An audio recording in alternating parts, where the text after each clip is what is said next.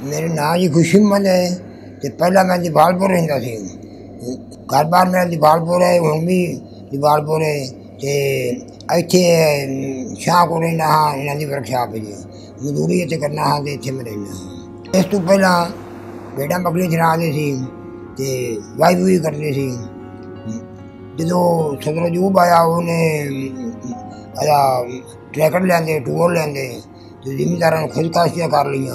फिर खुद काश्तियाँ कर ली, उसका वेले हो गए, फिर मेहनत मजदूरी से आ गए, पांडिया तो करते रहे हैं, राजा ने मगर करते रहे हैं, फिर इतने आ गए हैं। जो भुट्टो आया उदो तो मैं इतने गया ऐसे मार्केट थी।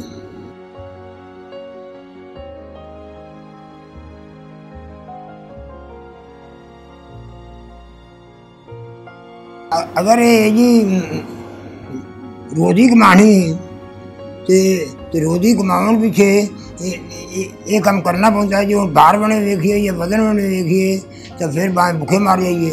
और दूसरे महीने मकान वाले आखन के चल भाई बाहर हो जाओ, किराया दे दे, सामान चुकया है।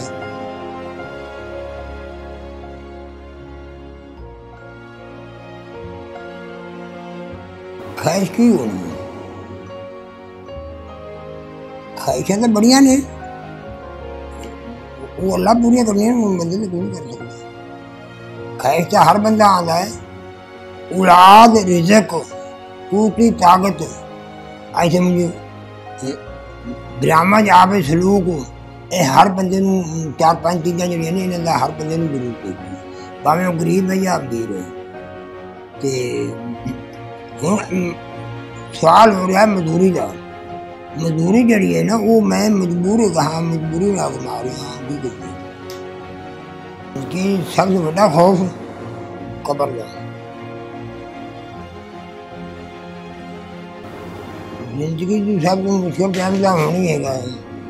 अगर दुआनी है तो कोई काम तो 12 होंदा, 16 होंदा, कोई पता नहीं होता। हुण ये मुश्किल है भी हुण रेड़ी नहीं खिंची जाती, समान तो जा खुद रह गया, ना ही समान को उत्ते चढ़ाया जाता है, लदा जाता है।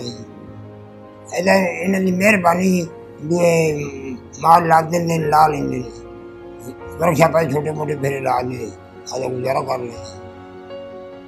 दौर में मेरे भाई साहब माइग्रेट होके आए थे 1947 में, और जब से ये इसी तरह रेडी चला रहा है और माशाल्लाह पूरे रोज़े रखता है।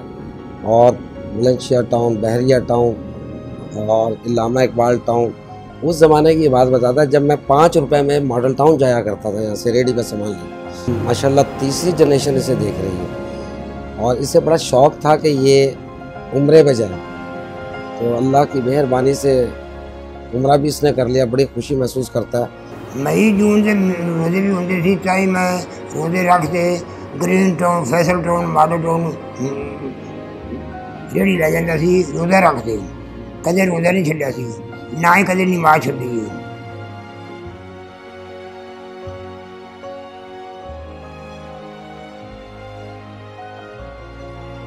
गुजरी जानी है, मैं चंगी गुजरे माड़ी गुजरे, वक्त किसी का इंतजार नहीं करता, वक्त किसी का इंतजार नहीं करता, बंदा इंतजार करता वक्त का। वक्त ही जरा वो किसी मुथाज नहीं है, बंदा मुथाज है वक्त का। तो अल्लाह पाक इन्नी ख्वाहिश यही होंगी है हर मुसलमान की, अल्लाह पाक हजूर सल्लल्लाहु अलैहि वसल्लम का रोज़ा विखावे, अल्लाह पाक उसकी ज़ियारत करावे, अल्लाह पाक हज करावे, अल्लाह पाक किसी का देना ना होवे, अल्लाह पाक आदि दरवाजे देवे। ख्वाहिशें यही होंगी और जेडे मरी 9 अस्पताल हो जाओ, जिथे मर्जी चले जाओ। मैं कई बार गया हाँ, मैंने तकलीफ हैगी है, मैं हूँ भी दवाइयां लाई फिरना, पट्टी बनी हुई है। आते ने पिछले बार एवं होंगी, पिछले बार एवं होंगी, तुम किस वास्ते बैठे ने। वो जिंदगी मौत जी है ना, वो तो आनी है, तकलीफ जी, तकलीफ तो इलाज है ना। इतने कोई अस्पताल ऐसा नहीं है जिथे मैं ना गया हो।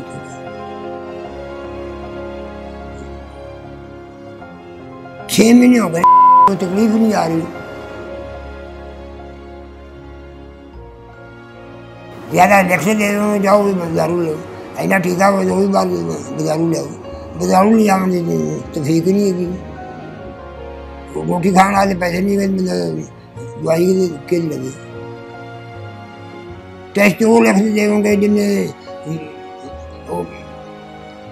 बंदे की सोच ही बाहर है ਜਿਹੜੇ ਇੱਥੇ ਟੈਸਟ ਬਣੇ ਨੇ ਹਸਪਤਾਲਾਂ 'ਚ ਉਹ ਕਿਸ ਕੰਮ ਆਏ ਨੇ ਜੇਕਰ ਉਹ ਸਿਰਫ ਅਮੀਰਾਂ ਵਾਸਤੇ ਹੀ ਹੈ ਜਦ ਇਹ ਹੁੰਦਾ ਵੀ ਅੱਲਾ ਪਾਕ ਰਾਤ ਦਿੰਦਾ ਰਿਜ਼ਕ ਦਿੰਦਾ ਤੇ ਹਰ ਬੰਦੇ ਦੀ ਖੁਆਇਸ਼ ਹੁੰਦੀ ਹੈ ਕਿ ਮੈਂ ਜਿੰਨੇ ਕੰਮ ਕਰਾਂ ਰਾਤ ਨੂੰ ਵਾਲੇ ਬੱਚਿਆਂ ਜਿਆਦਾ ਘਰ 'ਚ ਹੋਣਾ ਹੈ ਚਾਹੇ ਉਹ ਗਰੀਬ ਹੈ ਚਾਹੇ ਅਮੀਰ ਹੈ हर बंदे की ख्वाहिश ही होती है अगर मालिक जिसे रखे उनका शुक्रिया अदा करना चाहिए शुक्र अल्हम्दुलिल्लाह जिसे अल्लाह रखे